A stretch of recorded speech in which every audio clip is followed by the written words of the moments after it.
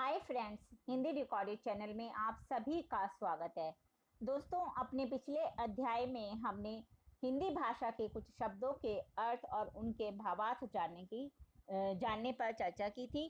दोस्तों, संसद में जब संसद की कार्यवाही होती है तो बहुत से अनगिनत शब्द ऐसे होते हैं जो हम जैसे आम जनता की समझ में जिनके अर्थ या भावार्थ काफ़ी मुश्किल से समझ आते हैं, और कुछ शब्दों के अर्थ ऐसे होते हैं जो हम लोग आसानी से नहीं समझ पाते।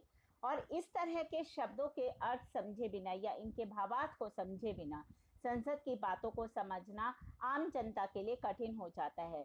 इन्हीं सब बातों को ध्यान में रखते हुए हमने पिछले अध्याय में संसद में प्रयोग होने वाले शब्दों के अर्थ और उनके भावार्थ यानी कि उनको अच्छे से व्याख्या करके समझा था। आज के अध्याय में हम उसी श्रृंखला को जारी रखेंगे और संसद में प्रयोग होने वाले कठिन शब्दों के अर्थ और उनके भावार्थ को समझने की कोशिश करेंगे। तो चलिए दोस्तों, शुरू करते हैं अपना आज का अध्याय संसदीय शब्दावली। और आज का मेरा पहला शब्द है वैयक्तिक स्पष्टीकरण। दोस्तों, ये पिछली श्रृंखला को जारी रखा जा रहा है यहाँ पर, इसीलिए मैंने लास्ट उसमें जिस पे छोड़ा था उससे अगला शब्द लिया है। और आज का शब्द है वैयक्तिक स्पष्टीकरण। वह सदस्य या मंत्री जिसके विरुद्ध सभा में वैयक्तिक स्वरूप की टीका टिप्पणियां या कि फिर आलोचना की जाती है, वह जब सभापति की सम्मति से अपने बचाव में स्पष्टीकरण देना चाहता है, यानी कि वो वैयक्तिक स्पष्टीकरण देने का हकदार होता है जब उसे सभापति आज्ञा दे देते हैं। अगला शब्द है औचित्य का प्रश्न, यानी कि इस प्रक्रिया में जो विषयक नियम अथवा संविधान के कुछ ऐसे अनुच्छेदों जो सभा के कार्य को नियंत्रित करती हैं, यानी कि जो संसद की सभा हो रही है उसके प्रवर्तन से संबंधित प्रश्नों को सभापति के निर्णय के लिए सभा में उठाया जाता है। अगला शब्द है राज्यसभा की सीमाएं। इसमें क्या होता है, सभा कक्ष, लॉबियां, दीर्घाओं और ऐसे अन्य स्थानों को शामिल किया जाता है जिन्हें समय समय पर सभापति विनिर्दिष्ट करते रहते हैं। 17 यानी कि राष्ट्रपति द्वारा संविधान के अनुच्छेद 85(2) के अधीन दिए गए आदेश द्वारा जो राज्यसभा का सत्र है उसको समाप्त करने के लिए बोला जाता है। अगला शब्द है गैर सरकारी सदस्यों का संकल्प, यानी कि गैर सरकारी सदस्यों के संकल्पों के लिए कोई दिन फिक्स होता है, कोई दिन नियत किया जाता है। उस दिन किसी सदस्य द्वारा, जिसमें मंत्री के सिवाय, प्रस्तुत सामान्य लोकहित का कोई ऐसा मामला जो सभा द्वारा अभिमत की घोषणा के रूप में है या फिर ऐसे किसी अन्य रूप में जिसे सभापति उचित समझे, इस तरह के मामलों को उठाया जाता है। प्रस्ताव पर मत लेना। किसी प्रस्ताव पर वाद विवाद समाप्त हो जाने पर सभापति अपने आसन से खड़े हो जाते हैं और फिर प्रश्न यह है कि शब्दों से आरंभ करके सभा के समक्ष प्रस्ताव को बोलकर, पढ़कर या फिर पढ़कर अपना सुनाते हैं, बोलकर या पढ़कर सुनाते हैं। प्रश्न सारणी, यानी कि सदस्यों को सत्र के आमंत्रण सहित परिचालित की गई एक ऐसी सारणी जिसमें प्रश्नों के उत्तरों की तारीखें, विभिन्न मंत्रालयों या विभागों से संबंधित प्रश्नों की सूचनाएं प्राप्त करने के लिए अंतिम तारीख दी गई होती है। प्रश्नकाल क्या होता है, जब सभा की बैठक का पहला घंटा प्रश्न पूछे जाने और उसके उत्तर दिए जाने के लिए आवंटित होता है, उस पहले घंटे को प्रश्नकाल कहा जाता है। विशेषाधिकार का प्रश्न, यानी कि प्रश्न जिसमें किसी सदस्य, सभा के या फिर इसकी किसी समिति के विशेषाधिकार का उल्लंघन या फिर सभा की जब अवमानना होती है उसके अंतर्गत आते हैं, ऐसे विशेषाधिकार के प्रश्न कहलाते हैं। गण पूर्ति, यानी कि संविधान के अनुच्छेद 103 के अधीन यथा उपबंधित सभा या समिति की किसी बैठक के कार्य के वैध निष्पादन के लिए जो संसद में उपस्थित सदस्य होते हैं उनकी अपेक्षित न्यूनतम संख्या सभा की बैठक की गणपूर्ति सभा की कुल सदस्य संख्या के 10वें भाग से होगी। यानी कि मान लीजिए संसद में 54 सदस्य हैं तो कोई भी सभा होने के लिए उसमें उसका 10वां हिस्सा होना जरूरी है। राज्यसभा वाद विवाद।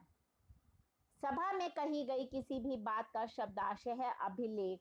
राज्यसभा की प्रत्येक बैठक के कार्य के लिए शासकीय वृत्तलेखक द्वारा जब प्रतिवेदित किया जाता है, उसमें कुछ ऐसे शब्द, वाक्यांश या अभिव्यक्ति यदि कोई हो को छोड़कर जिनके लिए सभापीठ द्वारा कार्यवाही से निकाले जाने हेतु उस समय आदेश दिया जाता है जब सदस्य उनकी अनुमति के बिना बोलते हैं। यानी कि सभा में जब कई बार सदस्य सभापति की अनुमति के बिना बोल पड़ते हैं, तब कोई भी शासकीय वृत्तलेख एक प्रतिवेदित करके लिखता है और उसमें कुछ ऐसे शब्द और वाक्यांश, अभिव्यक्ति यदि कोई हो को छोड़कर जिसके लिए सभापीठ द्वारा सभापीठ जब कार्यवाही से निकालने के लिए आदेश देते हैं, इसका उल्लेख होता है। सदस्यों की नामावली। ऐसा रजिस्टर जिसमें नए चुने गए सदस्य शपथ लेने के प्रति ज्ञापन करने के पश्चात सभा में पहली बार अपना स्थान ग्रहण करने से पहले हस्ताक्षर करते हैं। यानी कि नए सदस्य जब सभा में आते हैं प्रतिज्ञा शपथ लेने के बाद, तो एक रजिस्टर में वो अपने हस्ताक्षर करते हैं, वही सदस्यों की नामावली कहलाता है। सत्र। राज्यसभा के किसी सत्र की अवधि राष्ट्रपति के राज्यसभा को आमंत्रित करने वाले आदेश में उल्लिखित तारीख और समय से आरंभ होकर राष्ट्रपति द्वारा राज्यसभा का सत्र समाप्त करने के लिए दिए जाने के दिन तक का होती है। अल्पकालिक चर्चा।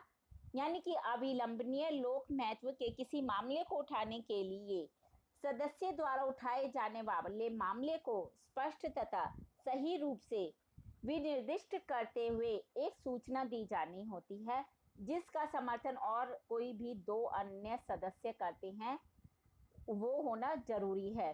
अल्प सूचना प्रश्न। यानी कि अविलंबनीय लोक महत्व के विषय के संबंध में कोई प्रश्न जिससे कि अल्प सूचना देकर प्रश्न पूछने के कारण बताते हुए 15 दिन से कम समय की सूचना पर सदस्य द्वारा मौखिक उत्तर हेतु पूछा जाए। सभा की बैठक। राज्यसभा की बैठक तभी विधिवत गठित होती है जबकि बैठक का सभापतित्व या तो सभापति या फिर कोई ऐसा सदस्य करता है जो संविधान अथवा राज्यसभा के विषयक नियमों के अधीन सभा की बैठक का सभापतित्व करने के लिए सक्षम हो। यानी कि या तो सभापति करेगा या फिर ऐसा सदस्य करेगा जो संविधान में बनाए गए नियमों के अधीन हो। विशेष उल्लेख। यह सदस्य को उपलब्ध एक प्रक्रिया है जो अधिकतम 250 शब्दों के मूल पाठ को पढ़कर सभा में लोक महत्व के किसी मामले का उल्लेख करना चाहते हैं, कोई भी सदस्य जो चाहे। स्थायी समिति। यानी कि सभा द्वारा निर्वाचन या सभापति द्वारा नाम निर्देशन द्वारा प्रतिवर्ष या फिर समय समय पर गठित की गई ऐसी समिति जो कि स्थायी स्वरूप की होती है, यानी कि जो परमानेंट पक्की नहीं होती, जो कम समय के लिए होती है, जो स्थायी स्वरूप की होती है। तारांकित प्रश्न। ऐसा प्रश्न जो मौखिक उत्तर पाने के इच्छुक किसी सदस्य द्वारा सभा में पूछा जाए, फिर उसमें तारांक लगाकर उसको स्टार बनाकर उसको अंकित किया जाता है, यानी कि तारा बनाकर उसको अंकित कर दिया जाता है। इस तरह के प्रश्न तारांकित प्रश्न कहलाते हैं। परिनियत संकल्प। संविधान या संसद के किसी अधिनियम के उपबंध के अनुसरण में कोई संकल्प। अधीनस्थ विधान। यानी कि संविधान द्वारा प्रदत्त या संसद के अधिनियम द्वारा प्रत्यायोजित शक्ति के अनुसरण में किसी कार्यकारी या फिर अन्य अधीनस्थ प्राधिकारी द्वारा बनाए गए ऐसे नियम या फिर विनियम, आदर्श, योजनाएं, उपविधियां जिन्हें कानून की शक्ति प्राप्त होती है। आमंत्रण। राज्यसभा के महासचिव द्वारा राष्ट्रपति के आदेशों के अधीन राज्यसभा के सदस्यों को जारी किए गए आधिकारिक पत्र होते हैं, जिसमें उन्हें राज्यसभा का सत्र आरंभ होने का स्थान, तारीख और समय के बारे में सूचित किया जाता है। अनुपूरक प्रश्न। किसी ऐसे तथ्यपूर्ण मामले जिसके संबंध में प्रश्नकाल के दौरान उत्तर दिया गया हो, उसको और स्पष्ट करने के प्रयोजन से सभापति द्वारा बुलाए जाने पर किसी सदस्य द्वारा कोई भी पूछा हुआ प्रश्न। सभापटल। दोस्तों, सभापति के आसन के नीचे महासचिव के डेस्क के सामने एक पटल बना हुआ होता है, एक जगह बनी होती है। सभा पटल पर रखे जाने हेतु जो भी जरूरी पत्र होते हैं वो इसी स्थान पर रखे जाते हैं, उसी को सभा पटल कहा जाता है। आंतरिक प्रश्न। सभा में मौखिक उत्तर के लिए ना पुकारे जाने वाला प्रश्न। ऐसे प्रश्न का लिखित उत्तर पहले से ही सभा पटल पर एक तरह से लिखकर रख दिया जाता है, ऐसा समझा जाता है। सचेतगण। सत्ताधारी दल तथा विपक्षी दलों या फिर समूहों से विनिर्दिष्ट कार्य निष्पादित करने और फिर संसद के अंदर किसी दल के आंतरिक संगठन में महत्वपूर्ण संपर्क बनाने के लिए इसके अंतर्गत सदस्य लिए जाते हैं। समापन। किसी विषय पर हो रहे वाद विवाद को समाप्त करने के लिए कोई भी सदस्य खड़ा होकर प्रस्ताव कर सकता है कि अब प्रश्न रखा जाए। फिर समापन की स्वीकृति अध्यक्ष के स्वविवेक पर निर्भर करती है। उसे स्वीकार करने से पूर्व वह इस बात पर विचार करता है कि सभा के समक्ष जो प्रश्न है उस पर जो पर्याप्त वाद विवाद है वह हो चुका है या नहीं हुआ है, और प्रतिपक्ष का दृष्टिकोण सभा में पर्याप्त रूप से व्यक्त हो चुका है या नहीं, यह भी उसको अध्यक्ष को देखना होता है। समापन प्रस्ताव पर वाद विवाद की अनुमति नहीं होती है। समापन प्रस्ताव के प्रस्तुत और स्वीकृत हो जाने के बाद समापन प्रस्ताव प्रस्तुत किए जाने के प्रश्न पर टीका टिप्पणी ठीक करना उचित नहीं समझा जाता। संभाव्य सूचना, यानी कि ऐसे प्रस्ताव, संकल्प या विधेयक की सूचना जिसे यदि ग्रहित कर लिया जाए तो उसे कार्यसूची में इस उचित पद टिप्पणी के साथ कि इसे सभा में उस कार्य को निपटाए जाने के लिए बाद ही लिया जाएगा जिस पर कि वह सूचना संभाव्य है, यानी कि कोई ऐसी सूचना दी गई है लेकिन उसको जब लिया जाएगा जब वह कार्य हो जाएगा, तभी वह संसद की उस सभा में सम्मिलित किया जा सकेगा। कटौती प्रस्ताव। किसी अनुदान की मांग निर्धारित राशि को कम करने अथवा एक निश्चित सीमा तक घटाने का प्रस्ताव जो होता है वही कटौती प्रस्ताव कहलाता है। अनुदानों की मांगे। राष्ट्रपति की सिफारिश पर सभा की स्वीकृति के लिए रखे गए किसी मंत्रालय या फिर विभाग से संबंधित जो खर्चे होते हैं उनके ऐसे प्राक्कलन जो भारत की संचित निधि पर पारित ना हो, यानी कि कुछ ऐसे खर्चे भी होते हैं जो कि भारत की संचित निधि के अंतर्गत नहीं आते, वह राष्ट्रपति की सिफारिश पर सभा की स्वीकृति के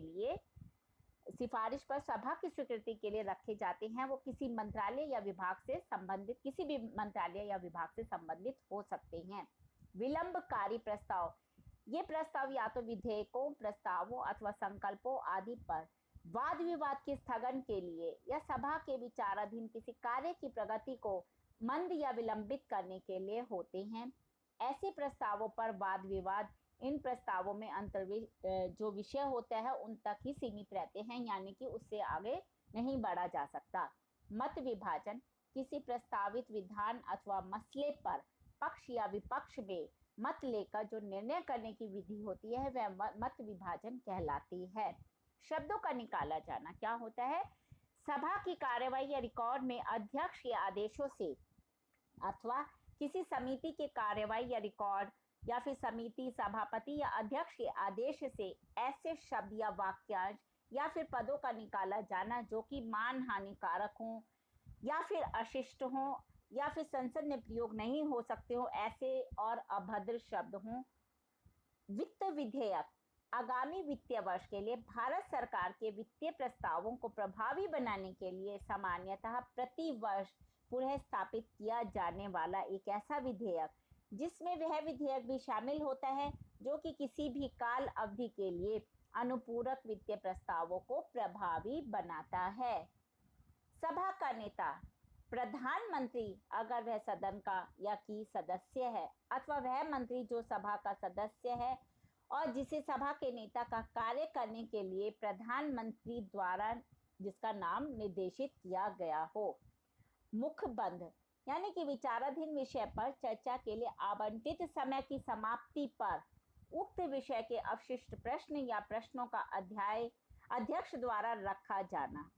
समापन के असमान मुखबंद का प्रयोग करने से पहले कोई प्रस्ताव नहीं रखा जाता।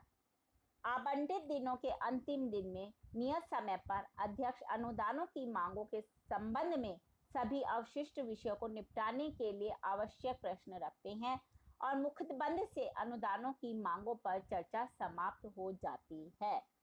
सदस्यों की नामावली एक ऐसा रजिस्टर जिसमें नवनिर्वाचित सदस्य शपथ लेने अथवा प्रतिज्ञान करने के पश्चात और सभा में प्रथम बार अपना अपना स्थान ग्रहण करने से पहले हस्ताक्षर करते हैं। अल्प सूचना पत्र यानी कि अविलंबनीय लोक महत्व के विषय से संबंधित ऐसा प्रश्न जो पूरे 10 दिनों से कम अवधि की सूचना देकर पूछा जाता है, उसे अल्प सूचना पत्र कहते हैं। तो दोस्तों, कोशिश की है कि संसद में प्रयोग होने वाले महत्वपूर्ण अधिक से अधिक शब्दों के अर्थ और भावार्थ मैं आपको बता सकूं। इसी प्रकार और भी आगे हिंदी भाषा के प्रमुख शब्द, चाहे वो संसद से संबंधित हो, राज्यसभा से संबंधित हो या आर्थिक पहलुओं से संबंधित हो, उन सभी के विषय में हम आगे आने वाले समय पर चर्चा करते रहेंगे। और भी हिंदी भाषा के प्रमुख विषयों, चाहे वो निबंध का विषय है या कोई और भी विषय है, व्याकरण के है, उन सब पर हम अपने अध्यायों में समय समय पर चर्चा करते रहेंगे। उसके लिए आपको मेरे इस चैनल को लाइक और सब्सक्राइब करना होगा। धन्यवाद दोस्तों, आपका दिन शुभ हो।